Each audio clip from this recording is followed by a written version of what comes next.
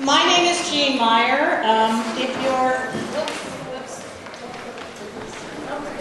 If your daughter's last name is in the middle, starts with GU to MC, I am her college counselor.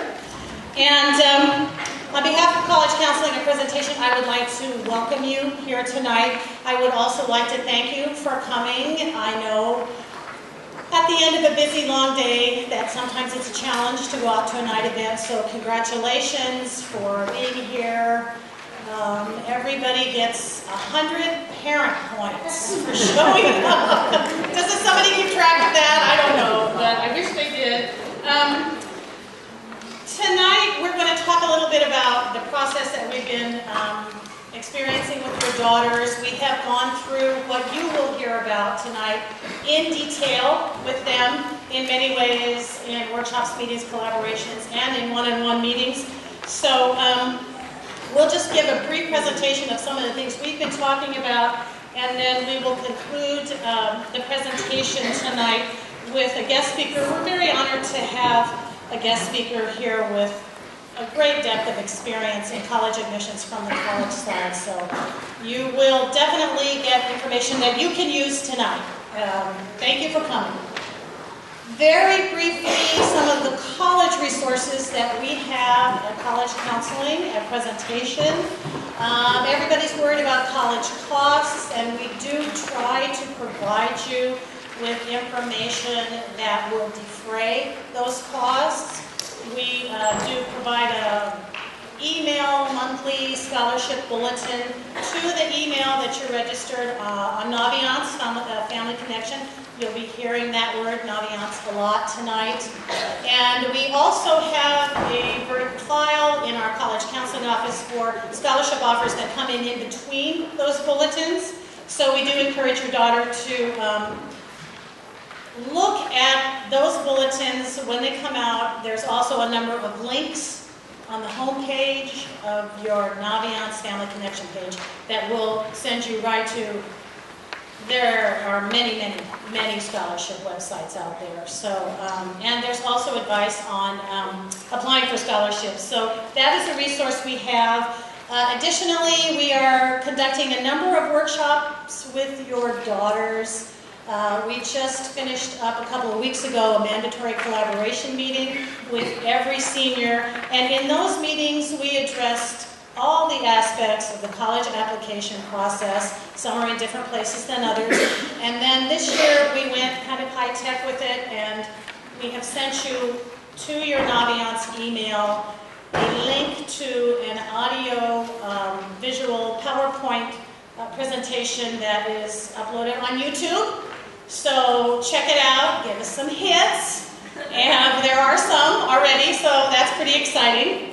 Additionally, in addition to the collaborations, we just finished our first essay writing workshop and actually had a pretty good turnout from the seniors. We have a second essay workshop on October 22nd, and in this workshop we go through the different types of college application essays, the do's and don'ts of college application essays, and we try to give your daughters the tools to work with to write an essay that really shows who they are. Additionally, as their college counselor, we are another set of eyes to look at your daughter's essay draft. So, and all of us have a lot of experience in that area. So we do encourage the girls when we meet with them to send us their drafts when they're finished.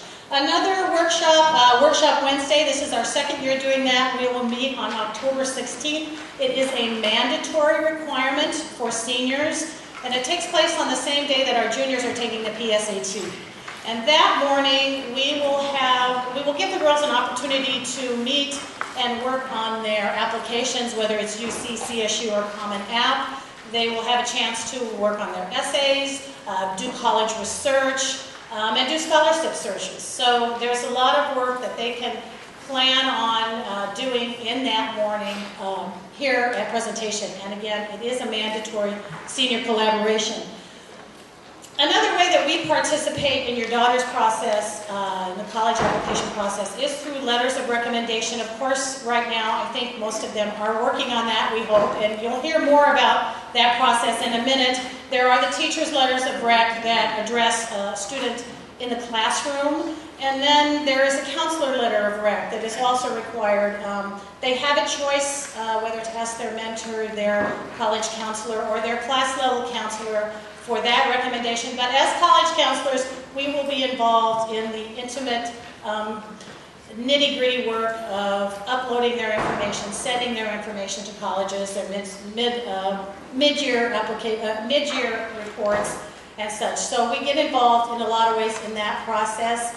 I want to say a few words about the college rep visits. Last year, I think we had some 85 or 90 reps here on campus, and we already have over 60, I think I counted, there's probably more today. And they come from admissions offices, from universities around the country, colleges and universities. And this is a really unique opportunity for your daughter to meet at 7:15, lunch, or after school with the person who is most likely to be the first reader of her college application. So it gives her a chance to establish a connection with that person and ask questions that she has about a particular university. So we really encourage, that's listed on Naviance, there's a whole long list of it, dates, times, locations, etc. Finally, we do have a couple of evening programs coming up with colleges here in the theater. On September 17th, we'll be hosting a regional event for admissions officers from Chapman University, and on October 15th, we will be hosting a regional event for admissions officers from Tufts University. Additionally, there is a big, if your daughter has California State Universities on her college list, we encourage them to attend California CSU College Fair on October 2nd from 6 to 8:30 at San Jose State, and there will be information forthcoming about that event. I would like to introduce Mrs. Rodriguez, Marilyn Rodriguez, who is going to take it into more detail about the things that we are doing with your daughters. Good evening, everyone. So we're going to go into letters of recommendation and what those are all about and the purpose they serve. So letters of recommendation are really kind of rounding out the applicant. The admissions officer really wants to know what that student is like in that classroom. Is she engaged? Is she involved? Is she collaborative with her peers? And sometimes, is she friendly? Does she say hello and take her time to ask questions and get to know the teacher as well? So the letters of rec really are kind of the exclamation point for your daughter. We do recommend that it's from a core subject, okay, so your math, your English, your science, your social studies, and your foreign language. Unless she's going to be majoring in some sort of theology, maybe it's appropriate to get a religion teacher, but we really do ask that it be from a core subject. And it should be from the 11th or 12th grade. So we are asking your daughters to choose from someone that's taught her recently in an upper division course. It is her responsibility to request this letter in person. We don't want any emails, so we do ask that she go up to the teacher in person and ask. And the deadlines for early applications, so those November 1st or 15th, and anything before January 1st, those recommendation requests are due September 20th. So we want everything in by then, all of the paperwork. And it takes a good half a day, I would say, for her to get all of that together. And all of the paperwork is something that we show them that is located on Naviance. Now the secondary school report, that's kind of known as the counselor report. So as Ms. Myers said, she has the choice for personal counselor, her mentor, or her college counselor to write that. And that's kind of talking a little bit about the student in a global perspective, how she is outside of the classroom. So we do encourage her to choose the person who thinks she can most represent her in that counselor recommendation. Now the other deadline to go for is the November 11th deadline for any applications that are due after January 1st. So those two deadlines are really strict, we really adhere to them. If a student does miss a deadline with us, you know, her letter does get kind of put at the end, and there's no guarantee it gets there on time. But all of our students are pretty good about that and are turning things in already. So those are kind of the letters of recommendation there. So expectations of your daughter. We told them what we expected out of them during our mandatory collaboration, but we want to let you know what we expect out of them as well. We want them to take control of this process. I've had in past years parents call in, so where does this class go on this application and what goes here? And we really encourage you to hand this over to your daughter. I really work with my students on making that timeline so it's manageable for the student, asking, when is it heavy for you? How much homework time do you spend each night? So I really try and plan it out for them with that timeline. They're going to have time to get this done. Let the process be theirs to own. It is also our expectation that she register for and take all of those mandatory exams that she needs to get in before she starts applying.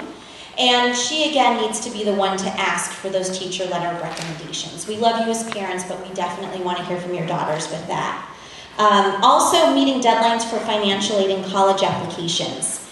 I take students through one college example of where to find the deadlines for the FAFSA, because sometimes they vary. Sometimes it will be due March 2nd, but other times it might be due on February 1st. So I showed your daughter where to find that deadline. It's very easy to do, and she needs to be the one to kind of take charge of this process. She, of course, is going to need your assistance when she's filling out those FAFSA and CSS profile applications, but this, again, really is her process to take control of.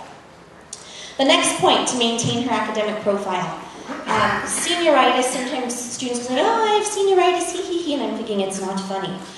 It actually can be very bad for students. We have in past years seen students get their admissions decisions rescinded, and this is in June, after they've decided where they're going to go, and after they've walked on stage, and the college says, I don't think so. So you really need to encourage her to keep up her grades to where she's at. If she's getting B's and C's, and that's the type of student she is, great. Keep those B's and C's this year. If she's getting A's and B's, let's keep those A's and B's. We just want to maintain a consistent academic profile throughout the year. Naviance, we also expect that she keep that current and updated. How many of you have seen Naviance at this point? Okay, a fair amount of you. So if you haven't, please sometime this week get on with your daughter and get familiar with that program, because we are going to be using it a lot for submissions this year. But she needs to make sure that all of her applications are current and active, and we also ask her to update Naviance when she gets her decisions, good and bad and in between. And anyone have any athletes in the audience? Prospective athletes? Okay, great. So that process is a whole other, confusing and upsetting and stressful, yes. We want to make sure that she has her NCAA registration complete, obviously by this time. And that's, again, finalizing the transcript that's sent to NCAA, and then continuing to talk to her coaches. We will be working closely with the athletes. They need to be coming in and seeing us and updating us with all of the current information as they're getting it. Application deadlines, early decision. Now, early decision is the binding plan, as I'm sure you're aware, where if your daughter gets admitted, she will be attending that college. Those typical deadlines could be anywhere between October 15th, I've seen that deadline out there, to November 15th is usually the typical early decision deadline that we've seen out there. Remember that you really can't negotiate financial aid packages and really see what's out there, because you're going to be accepting what they're giving you if you're doing an early decision plan. If your daughter is doing an early decision, I'm sure we're well aware of it, but just make sure you're all very comfortable with that idea, and she is as well. Early decision plans also do not take into account the senior year grades, so they're just going to be looking at her freshman through the end of her junior grades. The last date she can take her exams is October, so they will factor in the October exam. On the application, she'll simply put October 2013, if she's taking an SAT then, and leave the score blank, and then she'll send it officially once she gets it. Because some students were a little confused. I'm not going to get my scores back before I apply, but that's completely fine. With early action, typical deadlines are Halloween, October 31st to November 15th. We've seen some November 1sts as well with that. And remember, that's the non-binding program where the student does not have to attend if they get admitted. And they have until May 1st to really compare their admissions, compare their financial aid packages, and it's a way, again, to demonstrate a likeness for that particular school. So that's the early action. With your restrictive early action and single choice early action plans, schools sometimes change those definitions as they go along, but that typically means that the school is not allowing the student to apply early action or early decision to another institution. Stanford's one of them that has this program, but they do have a caveat that they'll let students apply early to other schools if it's for scholarship consideration. So you really need to read those fine details if your student is applying for one of these plans to see what is permitted by the college. And again, those deadlines are typically November 1st or 15th as well. For scholarship consideration, schools like University of San Francisco has an early action deadline if your student wants to be considered for scholarship. USC has the December 1st scholarship deadline, and it's clearly posted on their admissions site. Typically, when we will see a student with schools that we know of that have those scholarship deadlines, we'll have a conversation about that and see, you know, would you be eligible for scholarship if you applied early, and kind of weigh out the pros and cons of doing the early plan for that school. And then with the rolling applications, there are some schools that are already accepting applications, and what it is as they accept the application, they look at the student, they look at everything else, and then they're going to roll out the decision within 2 to 4 weeks. So a student can know within a month from now if they've applied to a rolling decision school. Now, there is a posted deadline, so some schools will have a February 15th deadline, but the class may fill up sooner than that. So if the student does have a rolling school, we do ask them to kind of send it in earlier in the process. And then just a little quick look at the application timeline for you. Again, early action, early decision is typically November 1st or 15th. For the California State University applications, those go live on October 1st. Your student cannot do anything until October 1st for that application. And it has a filing period of about 2 months until November 30th. We do ask that your students attend Workshop Wednesday before they click their first submit button for the CSU app, because there are some little tricky things about that application that we want to go over with them. So that's the filing period for that. For the UC, their application opens up on October 1st, but you cannot click submit until November 1st. So the student's free to kind of work on it behind the scenes, and then when November 1st comes up, they can click submit for that application. We like them to submit it, mid-November or before. We don't want to wait until later on for that one. For the private institution applications, those range anywhere from November to February, but again, we really don't have anyone waiting until February to submit those. And then out-of-state public institutions range from September to May. So sometimes students will see a May deadline and did I pass the deadline? Did I miss it? No, it's for the following year. But rarely do we have anyone, again, waiting until that time. For community college students, the application process begins in the spring. We'll be having a workshop for those students. We're all pretty familiar with the system, so we'll be sitting down with those students and going through the process that goes along with the community colleges, but that's actually in the springtime. And then for your financial aid deadlines, for the FAFSA and Cal Grant, the FAFSA opens up January 1st. You could do the FAFSA forecaster. We're having a financial aid night for you later in November.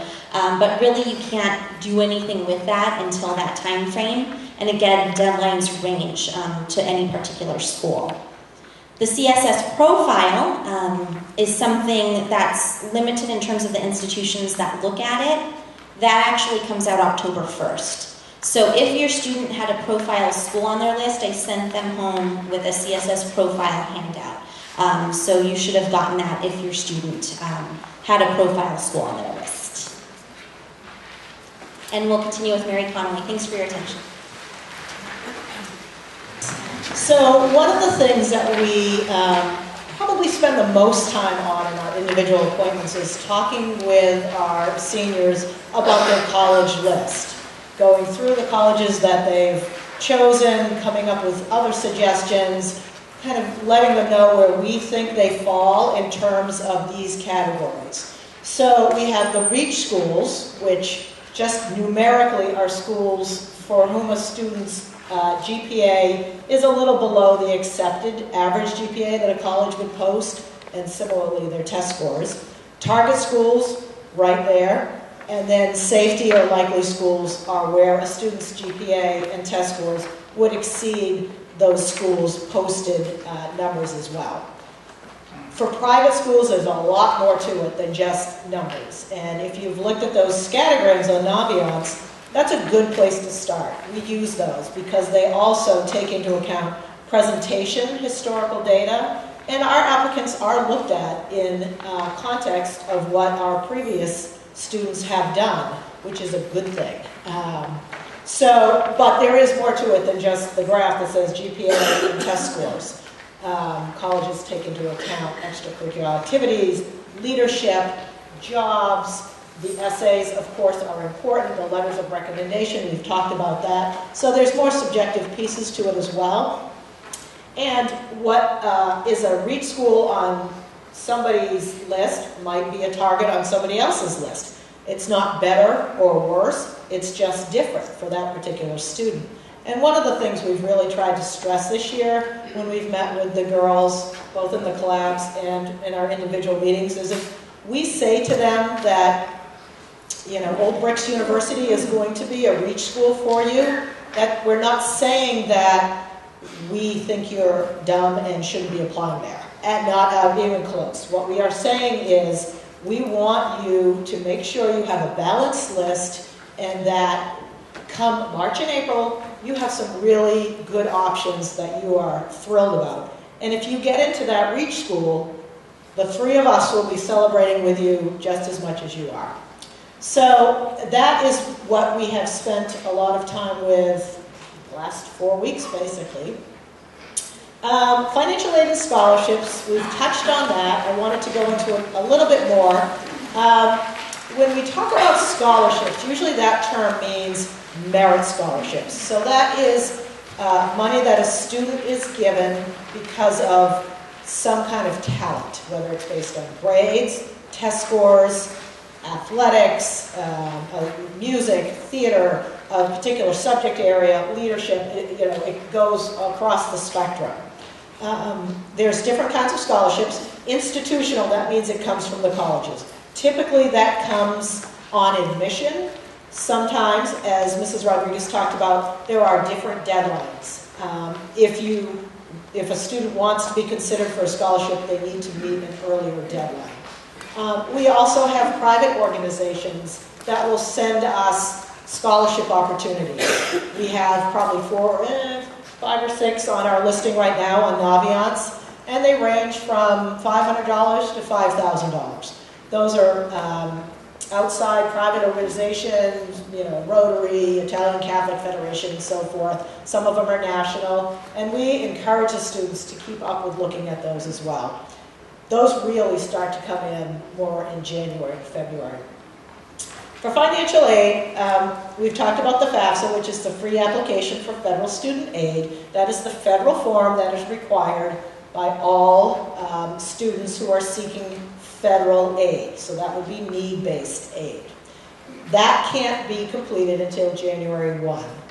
The CSS profile is a form, a secondary form that's done through College Board that is required by some private schools. It gives another layer of financial information that private colleges feel is helpful to really understand a family's financial situation. And I say to the students when I hand them the form, I know this is a pain in the neck to fill out. I've done it 3 times 4 years. But it often will benefit our families because it takes into account things like siblings in tuition charging institutions. So not just siblings in college, which FAFSA will take into account, but other things like that. And then their Cal Grant is a California state program. That is also need-based. It's, the results are based off the FAFSA, expected family contribution. That process we will be talking about in January. We, as a school, submit GPAs to the California Student Aid Commission. There'll be more on that. And along those lines, we do have a financial aid night dedicated to the senior parents on November 21st, and we'll really go through the nitty-gritty of these forms. It's a thrilling evening, let me tell you. We probably should serve something stronger than cookies, but we don't. So we hope to see you then. My personal feeling is it's worth it to apply for financial aid because you never know. And with that, I'm going to sashay across the stage to the podium. And I have the pleasure of introducing our guest speaker. So Sandra Hayes is the Dean of Undergraduate Admission at Santa Clara, as you can all read. She joined Santa Clara as a financial aid counselor in 1989, and she was named Director of Financial Aid in 1994. She served as the acting Dean of Admission before being appointed Dean in June of 2001. And she works with applicants, freshman applicants, from the South and Southeastern United States, as well as, too bad, Hawaii, and Guam. She has 3 adult children, so she is very well acquainted with the college selection process from the parents' perspective. And from a presentation point of view, she has been an unbelievably great resource for us in our office, obviously helping us with our Santa Clara applicants, but even as a resource when we have situations like to run by somebody whose opinion we value and trust. So we're very thrilled that she was able to take time out of a very busy fall season and join us tonight. So please join me in welcoming Sandra Hayes.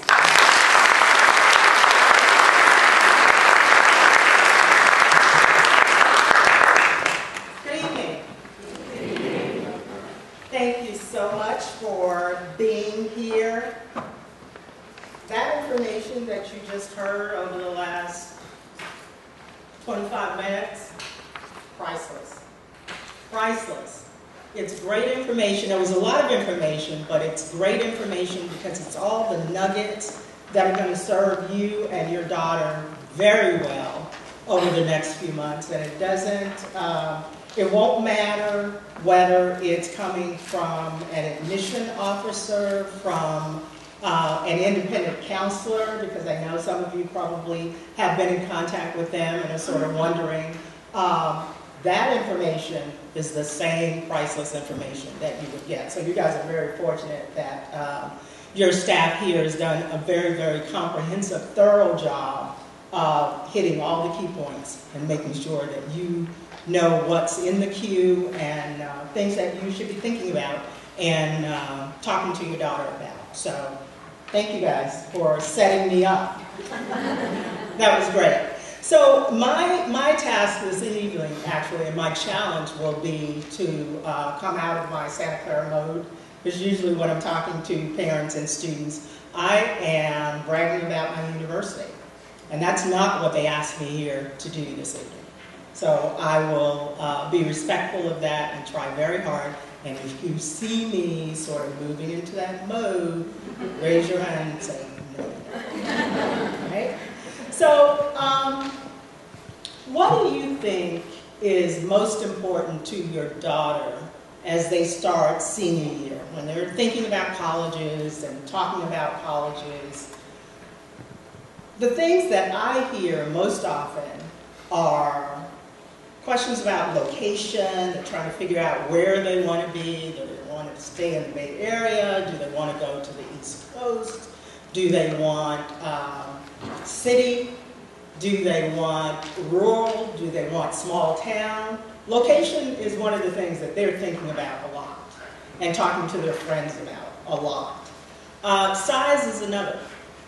In terms of the size of the college or university that they think they want, it's an important piece of the puzzle to take into consideration. So they're probably thinking about, I don't want a really, really big school, some of them, because I feel like I'll get lost. I'm used to presentation, and it's a great size, and I know everybody, and the teachers care about me, so I have to be careful about size. And then others may be thinking, I'm busting out of here.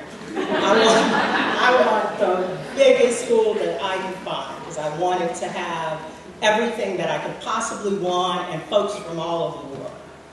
So, again, size, big, small, mid-size, that's something that's important to them, that they're starting to think about and starting probably to even make some decisions about. Another is student demographics. So So they know who they are, they know what they'll bring into their college or university, but they may be starting to think about who else is going to be there. Who do I want to be there? Do I want to be at a college where most of the students are like me? They think like me, they come from backgrounds like mine. Is that what I want? Or do I want a whole mix of folks from different life experiences, different parts of the world, different majors, different aspirations? Student demographics, they're talking about that. So where do I want to be? But then where I want to be is going to be influenced somewhat by who else is going to be there. They care about that. Academics. Academic program. So they're thinking about majors, right? Probably starting to talk about majors, and they may change every week as to which major they want. But as they start to look at schools, one of the things they're going to be doing is scanning that list to see if the major they want this week is on that school's list. Okay, so academic programs are one of the things that they are starting to spend more time mulling over. Extracurricular opportunities. So once they get past, do they have my major, they want to know, what is there to do at that school? I hear that often. What's there to do at your school? Well, depending on what you're looking for, what your interests are, you want to make sure that your daughters are looking at schools and at least considering schools where they're going to be able to do things that they enjoy doing. What do they like?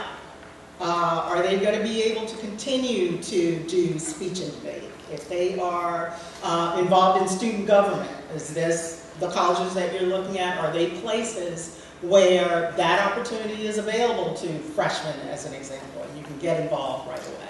So extracurricular activities, what are they going to do outside the classroom? Things they care about, things they're thinking about. And facilities, right? So colleges and universities spend lots of money, major resources in making sure that their facilities are attractive to students. Because they have to care what students care about. And one of the things students care about is facilities. Specifically, a lot of them are concerned about residence halls. Like, where am I going to live? Am I going to have a space, a room that's equivalent to my room at home? Probably not.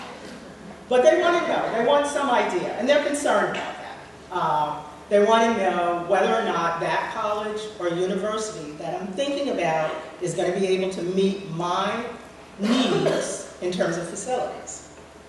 All very legitimate things for college seniors to be thinking about. But if we flip the page, they are also wondering about admission folks. They want to know what admission folks are thinking about. They want to know what it is that we care about and that we're going to be looking for. So I want to just spend a couple of minutes going through what we look for with you so that you will be in a position to be pretty confident about what we care about and may be able to help your daughter sort of zero in on those things so that they don't get so distracted by facilities and size and student demographics that they forget, oh, these other things too. So these other things are the overall quality and challenge level of their high school courses. We want to see that students are taking courses, and we really don't have concerns about that for your daughters, because we know the curriculum here, and we know the content, or at least have a good sense of the content of the courses. So we know they're being challenged. But when we're looking through applications, not just for presentation, but any high school that we receive an application from, that's one of the things that we care about. And that's pretty consistent across colleges and universities. They want to see what has been happening over that three and a half year period while students were in high school. So that's the quality and content, the challenge level. The next thing that we are looking at and looking for is the academic performance of your daughter in those classes. So that's where GPA comes into play. Okay, so we're looking cumulative GPA from freshman through junior year if they're early applicants. And for regular decision, we also look at the first term of senior year. Okay? So we try not to look at just a moment in time. So maybe that was that term in sophomore year where whatever was going on, she was struggling. She was having a hard time. So we see that when we look at the transcript, but we step away from that to try to look at the cumulative picture and see what all of it rolled up into. So we care about the cumulative academic performance. Okay? And then, of course, there's the dreaded standardized test scores. I admit we do care about them. The higher the better. That's as honest as I can be. And that is true, again, for every college and university.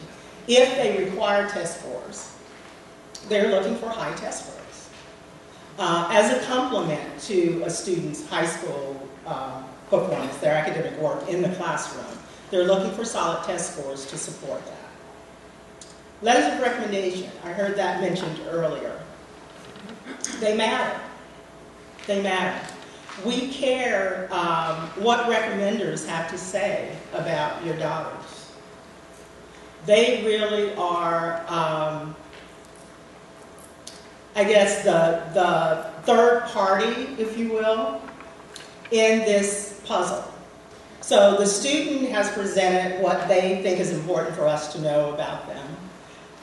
We get to make some assumptions about what we see on the transcript and in the application.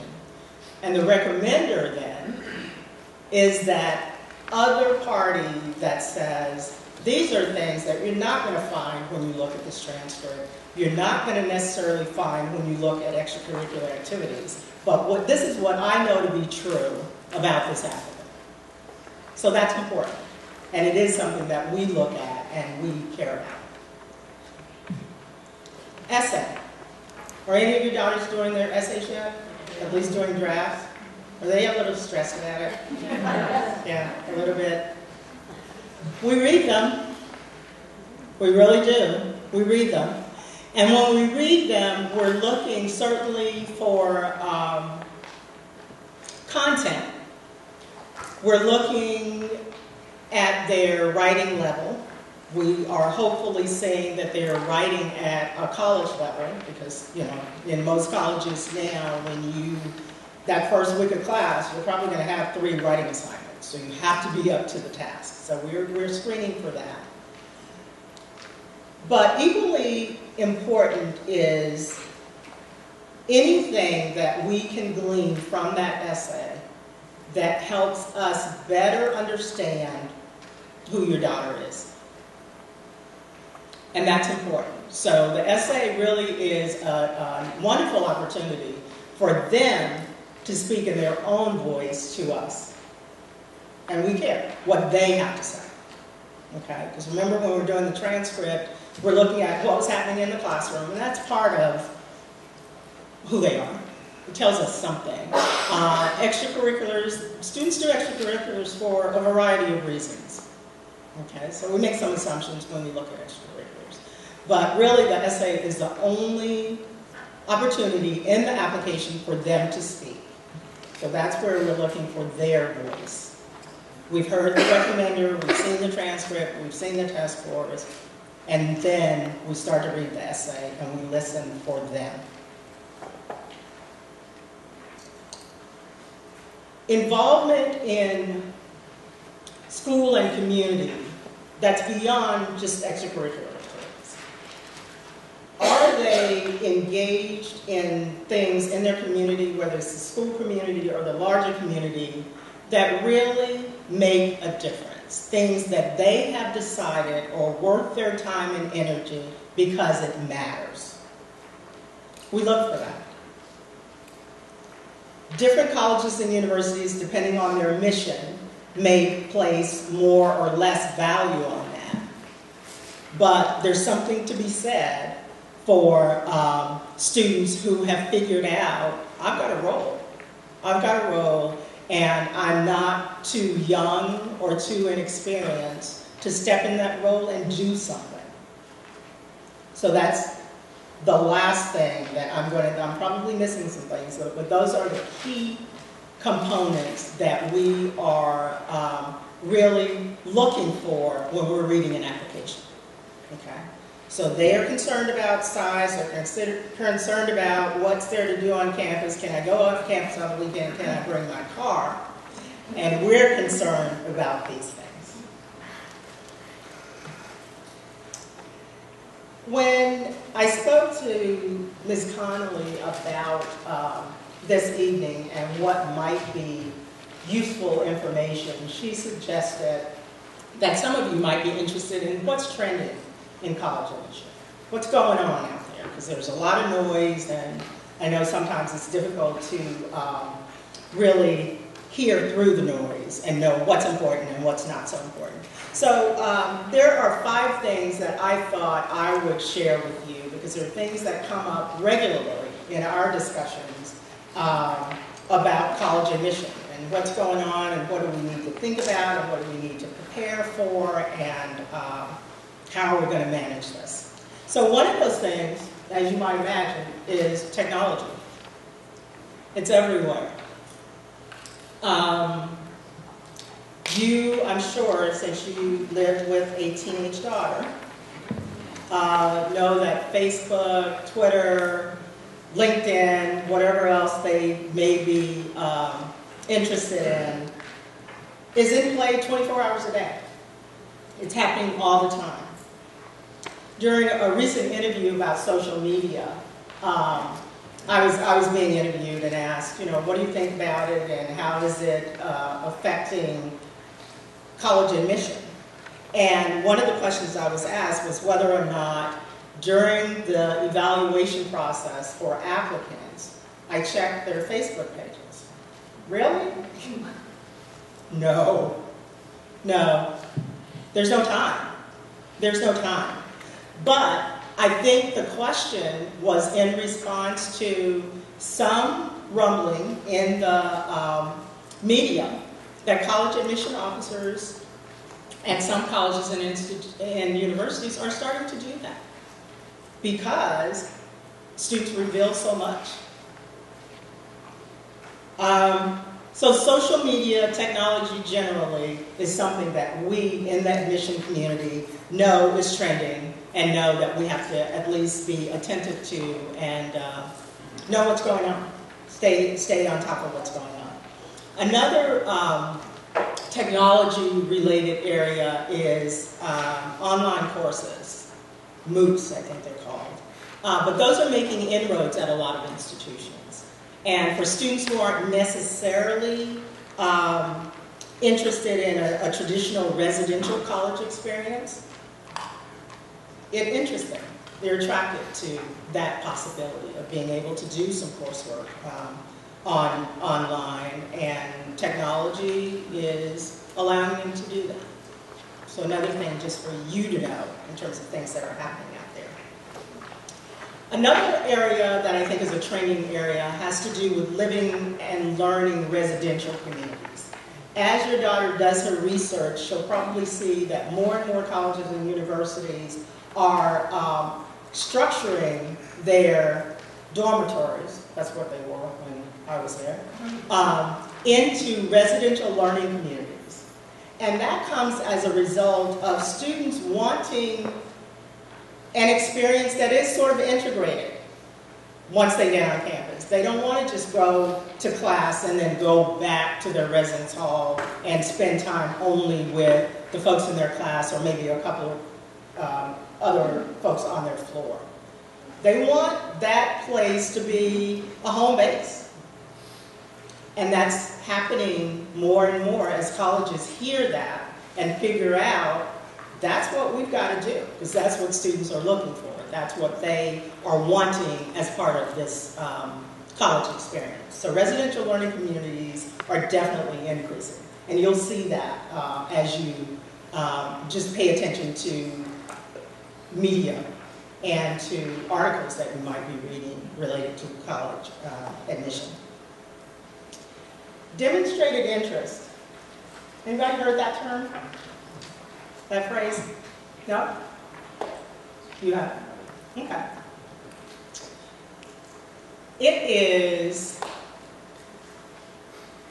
a student, an applicant, saying, by virtue of an email or a phone call or a campus visit, I really like you. And colleges really like to be liked. So they've started to pay attention to students who are telling them that, okay? So why does that matter? The reality is, as application counts increase, continue to increase, every year there's more applicants than the year before, and colleges are aware that many of those applicants are applying to multiple colleges and universities. They look for other ways to know whether or not they're the special one, right? So if a student is applying to 12 schools, as an example, and it's a great student, so probably, being accepted to the majority of them, if not all, each school is trying to figure out, this is a great student, we really want this student, but does she really want us?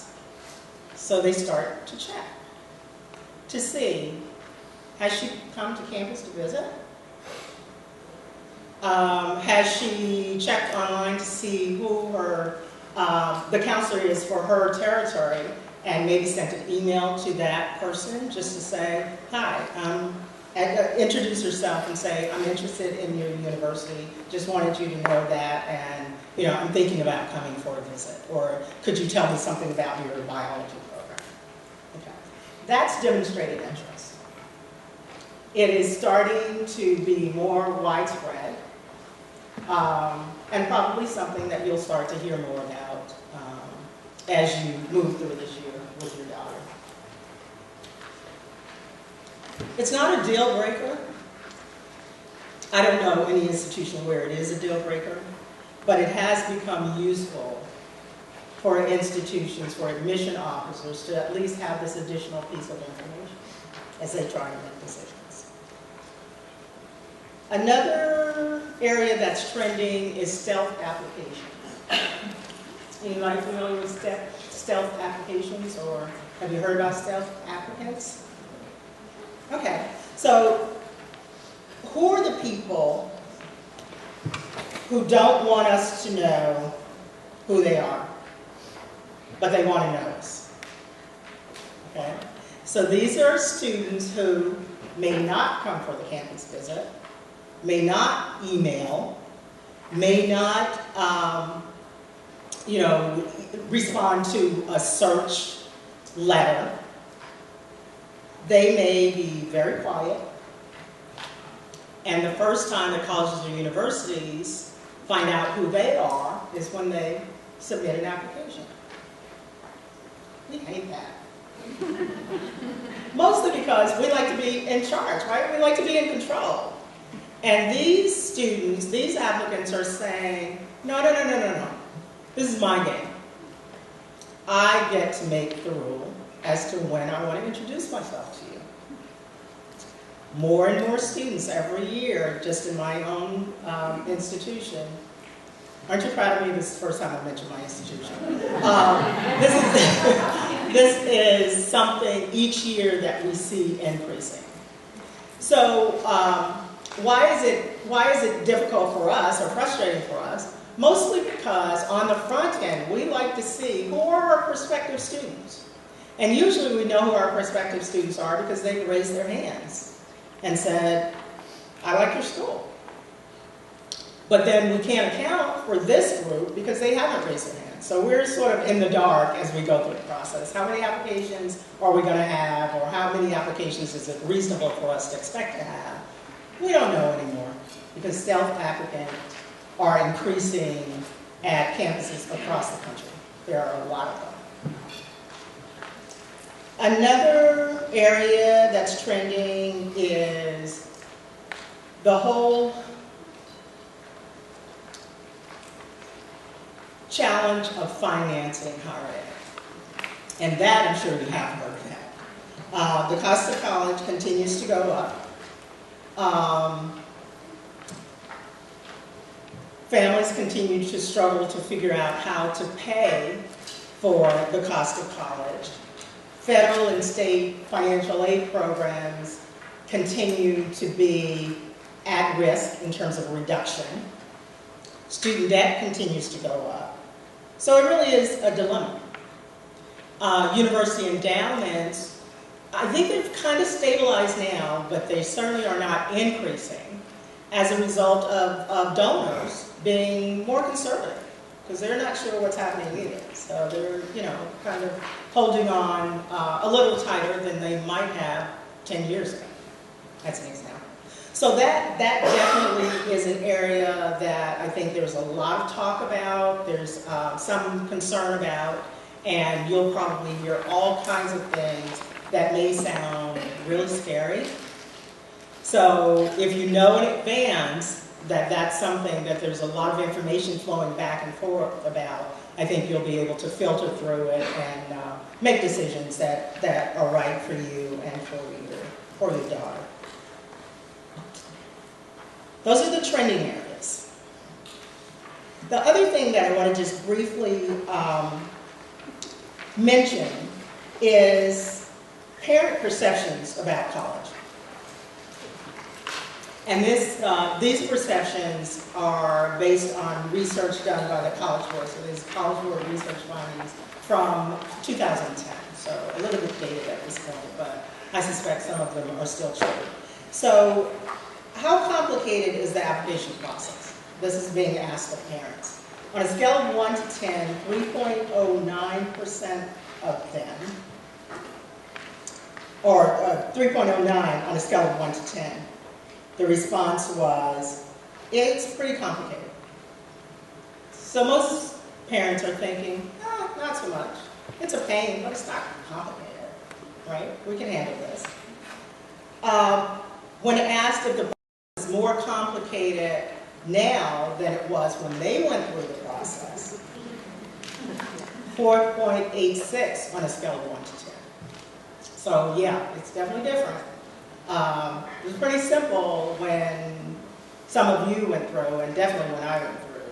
You picked the college you wanted to go to, you applied, and they said yes or no. And you moved on to the next one. Very different now. So definitely the complex nature of the process has increased over the years, and parents agree that that is true. And last but not least, what is the stress level of the process for parents? 4.45 on a scale of 1 to 10. That's not so bad, right? So those parents who found the process least stressful said that it was because the kid was responsible for everything. They weren't doing any of it. They had decided it wasn't their process, so it was their child's process, and they weren't stressed about it. I found that interesting. And those who found it most stressful noted that much of the stress was a result of concern about being able to pay for it. Okay. So not really surprising, but I thought I'd just share parent perceptions, because we talk a lot about what students are doing, the students are thinking. But that is from a parent's perspective. And I'm going to wrap up by suggesting some things that you can do to assist your daughter over the next few months as they go through the process. You definitely heard a lot about things that you really should do and things that are really important to do, having to do with deadlines and forms and all of that stuff. And these are more suggestions. So I would suggest that you encourage your student to bounce things off you as they approach the process. So I started out talking about the things that they might be concerned about. Like, do I want to leave home? Do I want to go to a big school?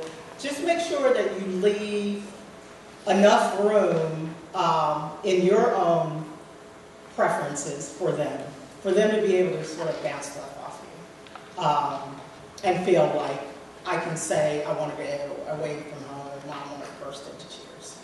It's okay. Okay? So encourage them to use you as a sounding board. Suggest that your student consult other adults about their college experiences. Because sometimes they've heard about yours, probably a lot. But sometimes if they ask a friend's parent, where did you go to college? And how was that for you? And what were the things that you were concerned about or things that helped you as you did it? Sometimes that's really good information because it's not coming from you, the parent. It's coming from another adult, so that can be valuable. You want to encourage a student to talk to current college students about what it's like to attend a particular college. So if they know a student at Stanford, as an example, it might be a good idea for them to just spend some time with that student asking all the questions they can possibly ask. Because the students will tell them the truth. Okay? So that's important. We as admission officers tell them what we want them to know. Other students tell them the truth. It's important that you insist that your student take full advantage of the wonderful counseling resources you have right here. That's really, really important because they are just so fortunate that they're in a really good place where counselors know what needs to be done and are out ahead of them leading the way.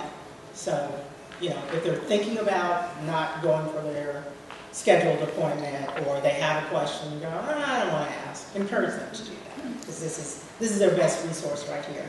And last but not least, visit campuses whenever you can. Whenever there's an opportunity for you and your student to be on a college campus, don't miss that opportunity. There really isn't a substitute for it. I chose my college sight unseen. Turned out okay, but I know now that was risky. And that, yeah, I definitely didn't have that as an option for any of my own children. If you were serious about this college, we have to go visit. So I really would encourage you to, if at all possible, to make that trip. And the good news is, second reference to my campus, you don't even have to fly. We are so close and we're So if you haven't, please do. We have visits every day, and we're going to start Saturday visits in October. And that really will be a good opportunity for your daughter to not only hear about the place, but see the place and feel the place. And sometimes they'll come away from a campus visit knowing that's not me. It didn't feel like me. And that's okay. But at least they're basing it on something. Okay? So I probably didn't leave time for Q&A. Did I? Yep. Okay. That's okay with you? Okay. I really, really appreciate your attention. I hope that some of this was useful for you and that you got...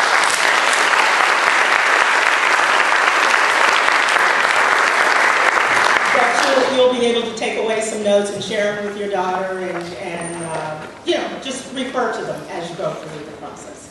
Are there questions that I might answer? So we'd be happy to take some questions. Yes. Are you able to speak to the most kind of overused, cliche topics in college essays that you've seen? Yes.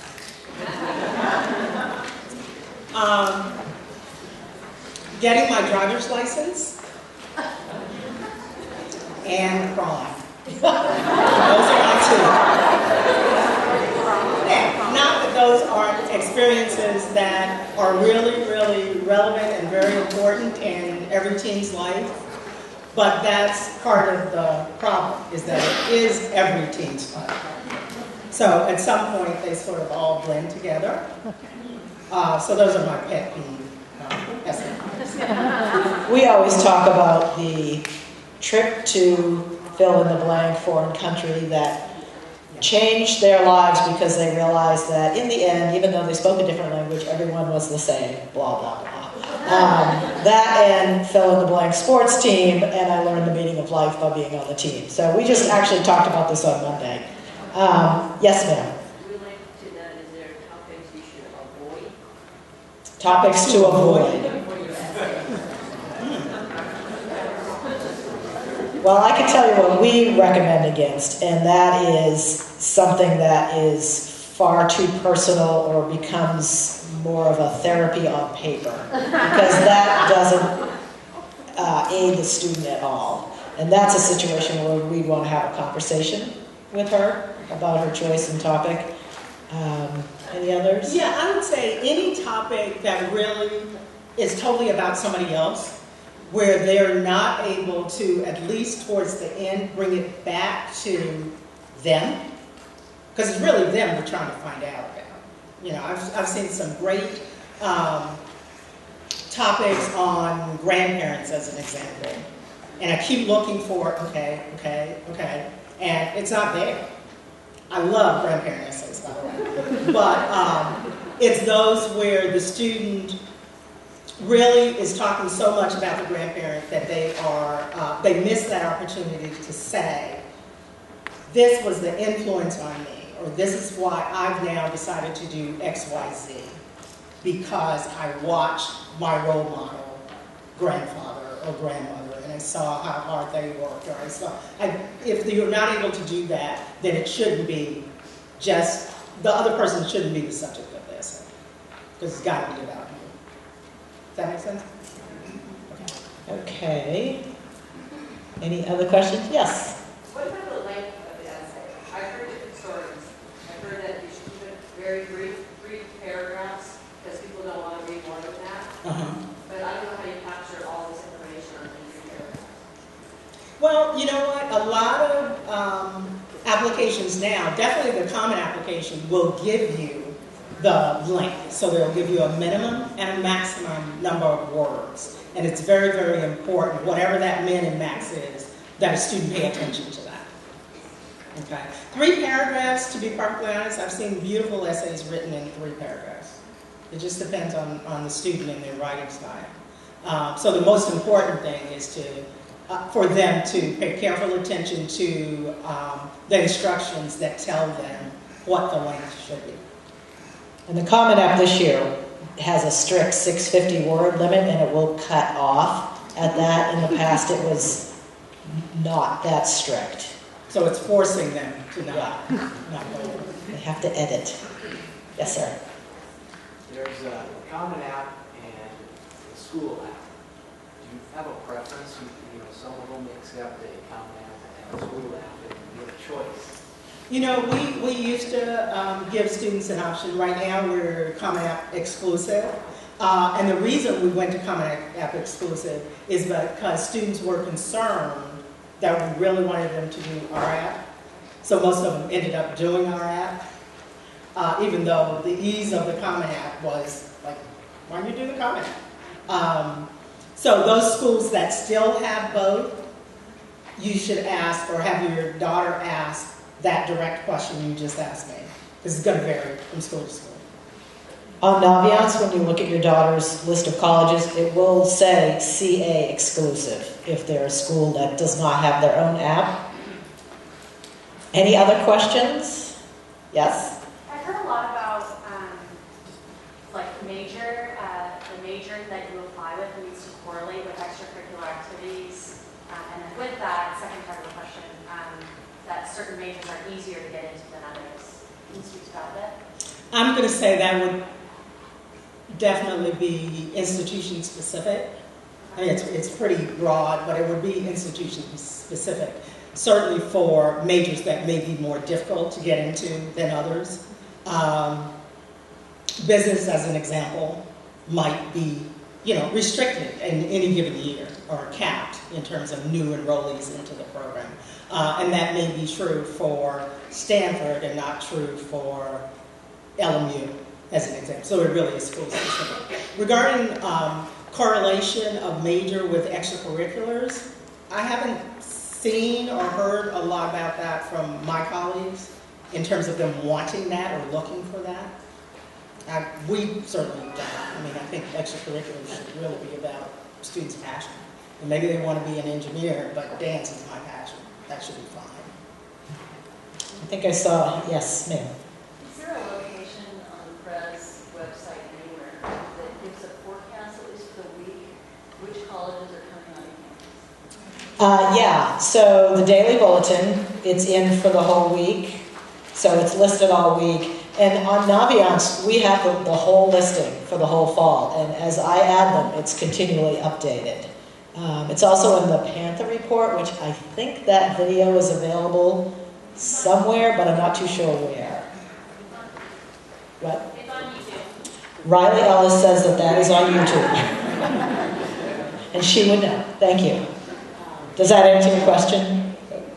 I thought I saw a hand. Yes? Yeah, I was wondering if you had any thoughts on kind of the min-max number of schools that are going to apply. I hear about some that, on 15 and others say 5. Do you have any thoughts on that? That's what it's called. Somewhere in between. We kind of say 6 to 10, but when we say that, we consider UC applications to be 1, because it's one body of work. It's not one fee, it's a per campus fee. And same thing with the CSUs. If somebody's applying to 2 or 3 CSU campuses, we consider that 1, because you're filling that out once. You're paying per campus.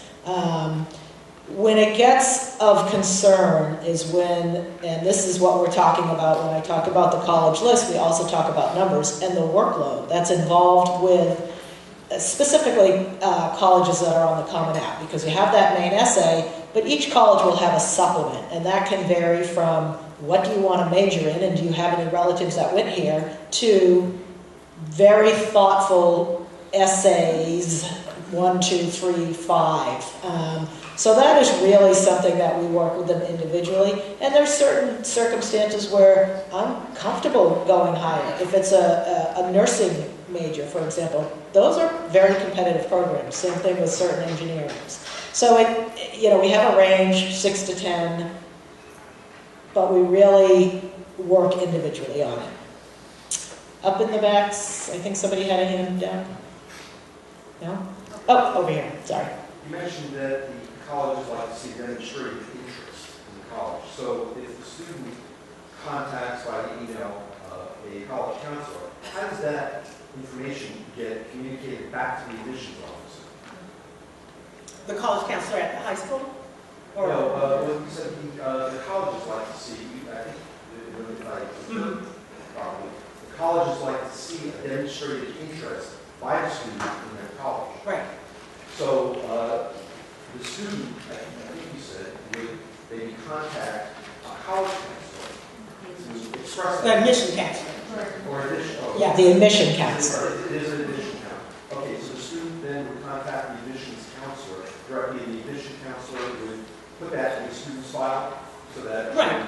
Yeah, usually in comments or just a note saying, talk to the student on this date they're interested in or their question was about. And how does the student find the admissions counselor? Or- Most colleges and universities, if you go to their websites, they'll have information about admission staff. So you'll add by, if they're organized in geographic territories, the student will be able to see who's going to be reading my application. And we each have very thick binders with our contacts, so the student's welcome to come in, and we have those cards. And also the college rep visits are a great way, because like Mrs. Connolly said, those typically are the people that are going to be the first eye on that application, so that's why we really push those rep visits. They're here on campus, it's convenient time, so really look at that list and see which campuses are on your daughter's college list. Yes? So you mentioned that you go over different things with the kids that are involved in sports, for the college and NCAA. You do the same thing with kids that are interested in like art and drama? Oh, absolutely. So the question is, we go over things with athletes. Do we go over things with students who are in dance or art or architecture even, and absolutely in the junior year when a student lets us know that they're interested in that particular talent major perhaps, we definitely work with the student to see if there are any auditions, for that particular school, what type of portfolios needed if we're going into architecture. So yes, if the student identifies with us that they're interested in that, we do. So you go over the audition process with some of these colleges that are interested in going? Yes, in the fall of the senior year, we'll kind of go through deadlines and that sort of stuff. Yes. Yes. So this is another question for Ms. Hayes. I understand that, schools are going to accept a tiny fraction of maybe borderline grades or, SAT scores weren't quite in line with the academic background. When you see somebody get into a reach school at Santa Clara, what are typically the average characteristics of that profile? Is it a really knock it out of the park essay, or what do you notice? It could be, and it could be that there's something, I talked about the student's voice being audible in the essay. So it could be that if it really is borderline where it could go either way, that could be, it's rare that it's a factor, just a factor, but it does happen occasionally. It could be that a student is really has a socio-academic profile, but really is an awesome, oboist, I think is the one that gets beat up on a lot. And the orchestra at that particular school needs one, and that could be a factor. And we'll take one last question over here. In terms of the standardized tests, SAT, ACT, both, do you care? We don't care. We really don't care. As I mentioned, we're definitely looking for the highest score. So more and more students are taking both exams, and if they submit both, we'll look at both and use the one that positions the best. All right, thank you very much for your participation and attendance. Have a wonderful senior year.